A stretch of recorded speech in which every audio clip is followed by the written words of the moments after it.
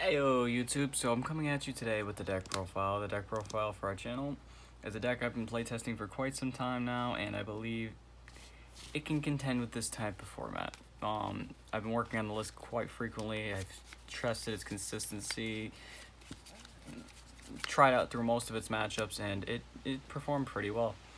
All in all, this is a different kind of deck. I guess you can call it a hybrid, which most of the time you don't mix decks in Vanguard from what I'm hearing or playtested myself. But this one has successfully worked, and its consistency and the way it plays works phenomenally. All in all, it changes the way OTT forms itself in a difference, and you'll be seeing not only the ways it used to play, but the ways it works now. So I'll get right into the list. Starting off with our grade 3s, we rock the normal 4 Tsukiyomis. Tsukiyomi is going to be your first ride target. You want to make sure that you get the ride chain. If you don't get the ride chain, it's not a crime. You can get through it just fine, but she all in all helps.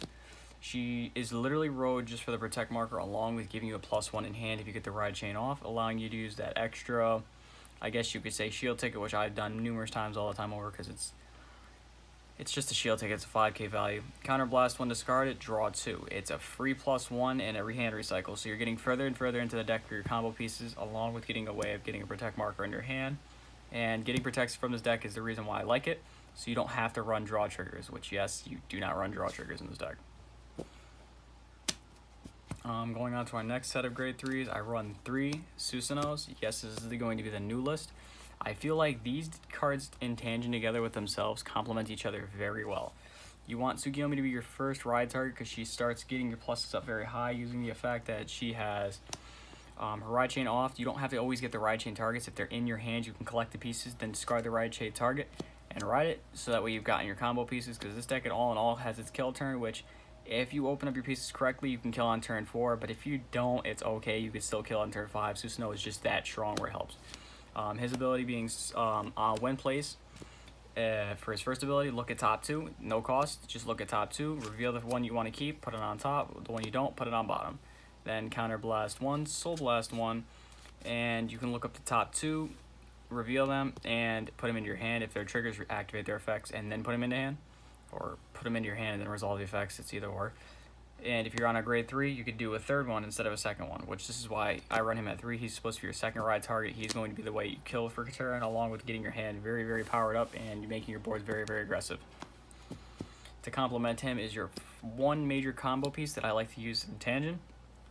Deer is now live and free because of the fact that you have your ability to Soul Blast, discard a card. He gives you the cards as a Soul Blast anyways, and Tsukiyomi gave you more cards as Soul Blast, discard, making your engine very, very live, making big, big numbers, and Susanoo already makes big, big numbers, so placing this here, it lets you get even bigger numbers.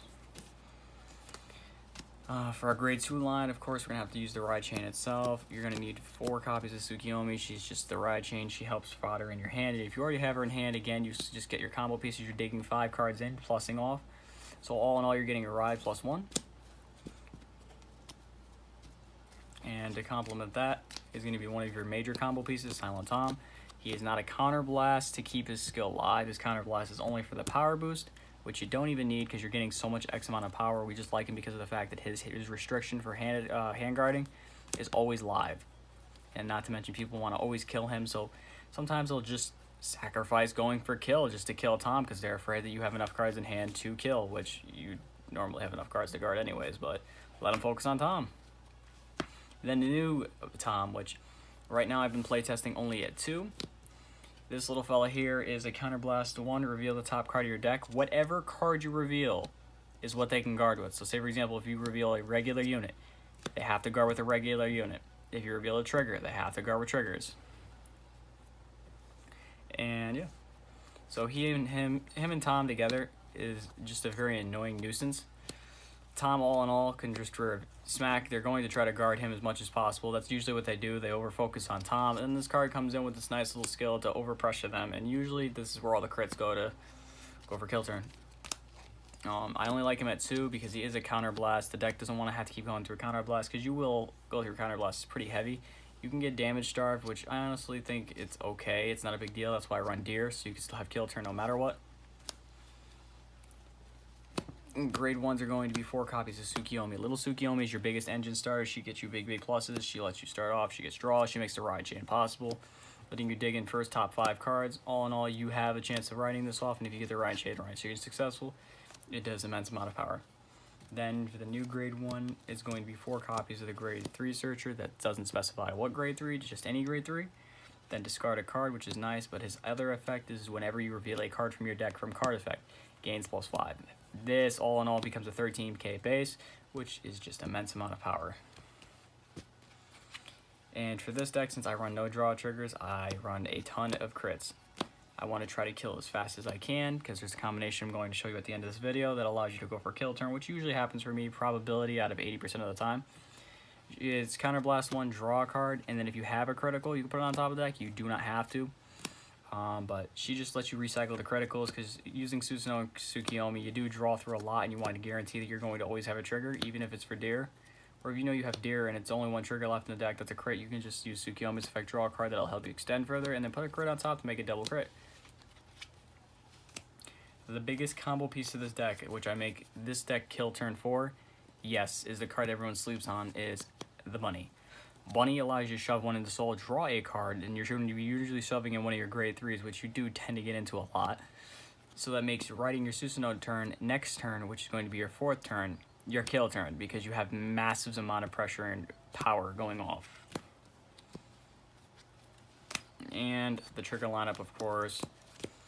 Sentinel crits I like in this deck. You generate your own PGs. You don't need more PGs. You can actually deck yourself out using draw triggers. I've actually decked myself out turn 6 or 7 with draw triggers, and yeah, it didn't work out. All in all, there's just sometimes it's just not worth it.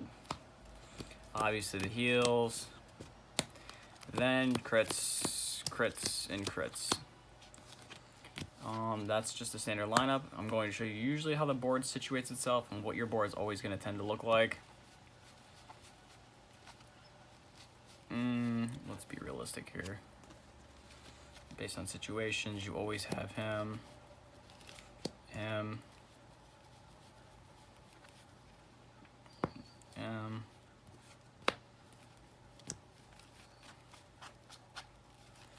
Okay, you have deer.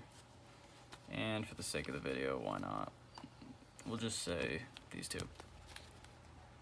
Now, with your deer in hand, you can just have any face-up card. It doesn't matter. We'll just use this one for a typical situation. For your deer turn, obviously you're not going to ride deer. You already have a grade 3s in soul. You already have 2. It's not a big deal. We'll just shove any of them in there because that's all Bunny does. You already rolled for first turn. And we'll shove another Susanoo in there to be cute. It doesn't matter. Now, Susanoo's skill for turn, obviously you're going to use it, counterblast 1, soul blast 1. You're going to soul blast whatever's under there. Just keep your grade 3s in there. Make sure that's very crucial. You don't do a lot of soul blasting, so it doesn't matter. Soul blast 1, reveal your top 3 cards. It can be anything. If it's crits, which it's most of the time it's crits because you run an immense amount of crits along with having Tetra. Tetra's going to put crits anyways. You're going to distribute your powers as normal. Put your crits and powers where you want them. Then get rid of your Bunny to place your deer. Soul blasting 2 grade 3s. Pitching a card, it doesn't matter. You're now getting 2 crits on the top of your deck, which are guaranteed. You revealed 2 cards off the top of your deck. These are going to proc off. Deer itself is going to give 10k to each one of these units here. Of course himself, but again, it's not boosting, so it doesn't matter for the situation. So going over Deer's ability along with that, you have a 13 plus 9, 9. You have 23, 33, 43. 43 column here, a 43 column here, a 22k column here. These are guard restrictions, and don't forget any effects that you got off of Susanoo. Then you have your 2 crits on the top of the deck, which is just, it's immense amount of power. And the best part about having the ability to look at these is because most of the times when I do it, if I feel like even if it's not going to kill a turn, which usually it's going to kill a turn, it's going to weather their hand excessively down, you usually end up with 2 of these in hand, which are 30k shields on their own.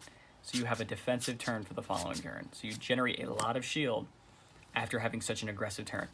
So in your following turns, when you run out of them, because you're going to blow through steam very fast, you just hit a Tetra, draw a card for free, recycle.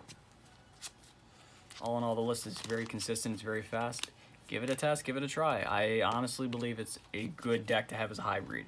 Susanoo on its own is very great and very powerful, but sometimes you just need that extra gas in your tank to keep going. All in all, thank you for following. like and subscribe to videos, and we'll upload more videos and contents. Thank you.